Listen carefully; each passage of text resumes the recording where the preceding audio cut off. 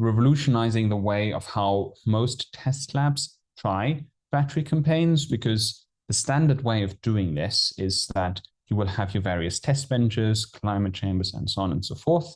And you will run your battery test for 2 months. Then you do your performance reference test, and you run for another 2 months, performance reference test, and so on and so forth. And you will do this in a fractional factorial design of experiment that you've determined up front. Another way to do this is you can essentially run your first campaign and start it. And then when you have your first performance reference test, which I'm going to do a little bit earlier here, you could essentially use machine learning to forecast for some of those tests what would happen. So, and then decide, you know what, for this specific test here, I don't think that's very interesting. It seems to be very linear, very boring.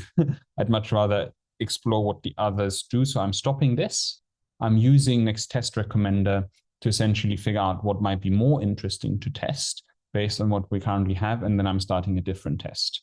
And so essentially changing horses halfway through the race.